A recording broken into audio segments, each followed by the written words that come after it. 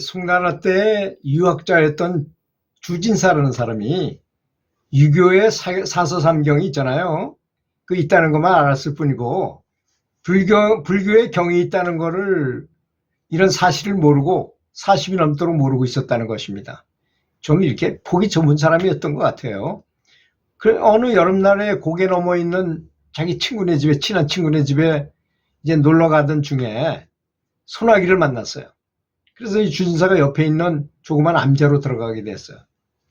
때마침 스님은 방 안에서 경을 읽고 있었고 마루에 이렇게 걸터 앉아가지고 비 그치기를 기다리던 주진사의 귀에 대방광불 화엄경이라는 구절이 들려오는 것이었습니다. 허허, 절에도 경이 있나? 대방광불이라니? 궁금하게 여기다가 소나기가 그쳐가지고 친구네 집으로 찾아간 주진사는 친구에게 물어봤어요. 여보게, 산골 절에도 경이라는 것이 있는가? 아니, 이 사람아 무슨 소리야? 어찌 그렇게 그리도 무식한 소리 하는가? 중국은 당시에 이제 유교와 불교가 한 덩어리가 돼가지고 있었기 때문에 유교를 모르는 사람들은 아무리 유학자라 해도 불교를 모르면 이거 좀 무식쟁이로 소문날 때였거든요. 그러니까 친구가 주진사를 무식쟁이로 몰아세우는 것은 당연한 일이었다는 것입니다. 친구는 계속 얘기했습니다. 그리고 이제 주진사는 친구하고 대화를 나누고 돌아와서는 그리고 나서는 이제 불경에 대한 생각이 잊어버렸죠. 근데 2달가량이 지나가지고 가을 추수를 하게 됐는데 진사벼슬을 하는 사람들은 일을 안 하잖아요. 주진사는 들에 나가 일꾼들이 추수하는 것을 구경하고 한참 구경하고 뒷짐지고 왔다 갔다 하면서 구경하고 집으로 돌아와서 점심밥을 잘 먹고 마루에 누워 숨을 거두게 되는 거예요. 죽은 거예요. 돌연사를 하게 된 것이었습니다. 근데 이 주진사는 자신이 죽었다는 사실을 전혀 모르고 이제 마루에 누웠다가 일어나서 신을 신고 자기 집 뒷뜰로 이렇게 돌아간 거예요. 근데 뒷뜰에 전에 보지 못하던 아주 아름다운 누각이 이렇게 서 있는 것이었습니다. 이게 분명히 우리 집 뒷뜰인데 누가 이런 누각을 지었을까? 근데 누각 위에서 뭔가 두런두런 이야기하는 소리가 들리는 거야. 그리고 웃음소리도 나고 풍악소리도 들려오는 것이었어요. 그래서 살그머니 올라가 봤어요. 그랬더니 누각 위에는 비단 옷을 입은 젊은 신선 4명이 앉아 있었고 주위에 시동과 무의들이 이렇게 있는 것이었습니다. 또한 젊은 신선 4명 중에 2명은 바둑을 뜨고 2명은 이제 옆에 앉아가지고 훈수를 두고 있더라는 것입니다. 그 평상시에 바둑을 아주 좋아하던 주진사는 신선들의 묘수에 빠져가지고 넋을 잃고 바라보았고 판이 끝난 다음에도 그 자리를 떠나지 못하고 있었어요. 그때 바둑을 뜨던 젊은 신선이 주진사에게 물었습니다. 당신도 한번 두겠소? 그러니까 주진사가 얼른 좋지요 하고 이제 바둑을 뜨려면 내가 입고 있는 옷을 입어야 됩니다. 그래서 바둑을 두고 싶은 생각만 간절했던 주진사는 젊은 신선이 벗어주는 비단 옷에 오른팔을 이렇게 끼웠어요. 근데 그 순간 난데없이 허공으로부터 병력 같은 소리가 들려왔습니다. 대방광불 화엄경의 소리를 듣고도 몇 차례 응을 보려본 사람이 어째서 그런 옷을 입는 것이냐 하고 소리가 들리는 거야. 그래서 그 큰 소리에 깜짝 놀라가지고 깨워보니까 가족들이 통곡을 하고 있고 주인사는 죽었으니까 죽은 주인사의 육신을 이제 관에다 집어넣으려는 중이었다는 것입니다. 근데 그때 벌떡 일어난 거예요. 주진사는 바둑 한 판을 뛰고 있는 동안이었지만 인간의 시간으로는 3일이 시간이 흐른 거였다는 것입니다.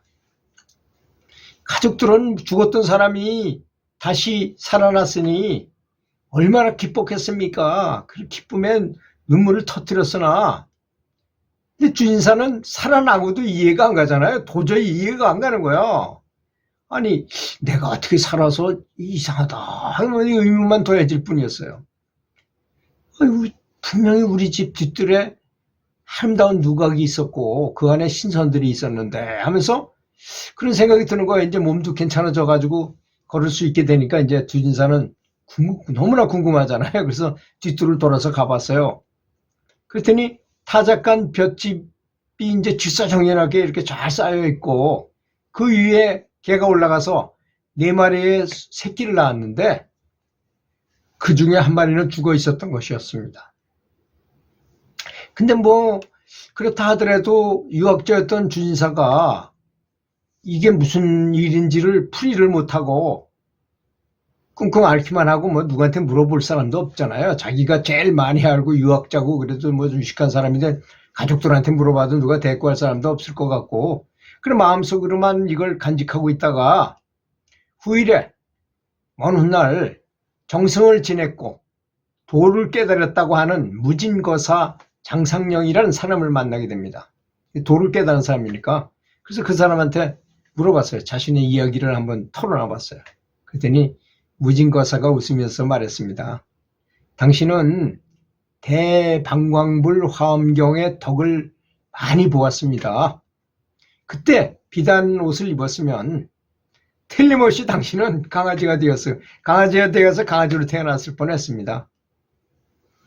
개의 자궁이 아주 훌륭한 누각으로 보인 것은 당신의 평상시의 업과 딱 맞았기 때문인데 대방광불 화엄경을 읽는 소리를 듣고 스스로 몇 번 읊조린 공덕 덕분에 강아지가 될 것을 명안한 것이요 하고 얘기해 준 것이었습니다.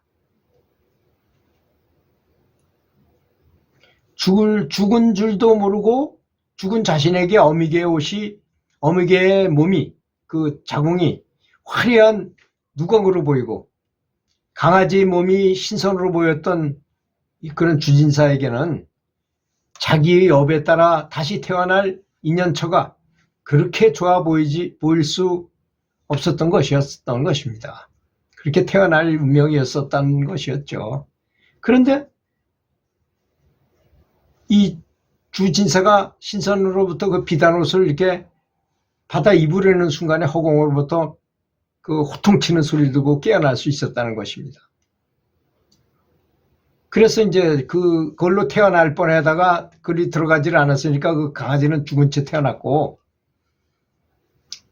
이렇게 된 까닭이 무엇이겠습니까? 바로 화엄경 대방광불 화엄경을 몇 차례 제목만 외운 덕분이라는 것입니다. 이렇게 경의 제목만 외우는 공덕도 매우 크다는 것입니다. 그래서 어떠한 경문이든 본문을 읽기 전에 경 제목을 3번 읽으라고 하는 것이었다. 그런 게 이제 그 스님들 사이에서는 배울 때 그렇게 배운다고 합니다. 이건 뭐 이 분이 하신 말씀이 아니고 수십 년 전까지만 해도 강원이라고 이제 스님이 되기 위해서 공부하는 곳에서 아침 저녁으로 경을 읽거나 연구할 때는 전 대중이 꼭 경의 제목을 3번씩 읽고 시작했다는 것입니다. 경의 이름만 이렇게 읽어도 이렇게 엄청난 공덕을 받을 수 있으니까 가피를 입을 수 있으니까 경의 내용까지 읽는다면야 말할 것이 뭐가 있겠습니까? 그래서 모든 경전에 나무자를 붙이고 경전을 금강경 같은 경우에는 나무 금강 반야 바라밀다경 밀경 뭐 이렇게 부르고 또 화엄경은 나무 대방광불 화엄경 그 다음에 나무 지장보살 본원 이렇게 그리고 나무 마하바냐 바라밀다 심경 등 이렇게 제목을 3번씩 염송하고 읽으시는 게 좋다는 것을 의미한다고 합니다. 사실 경의 제목은 그 경전의 내용의 핵심을 담고 있으므로 이제 만약에 좀 영가들이나 이런 경우에는 제목만 듣고도 그 내용을 다 이미 알거든요. 딱 듣기만 해도. 그래서 공덕이 더욱 크다는 것을 마음에 새겨서 항상 경의 제목을 3번 이상 읽고 이렇게 경을 읽는 것이 좋고, 그러니까 연부를 하고 경의 제목을 읽는 것만 해도 이렇게 좋으니까 연부를 하면 얼마나 더 좋겠습니까? 그렇지 않습니까? 들어주셔서 감사합니다.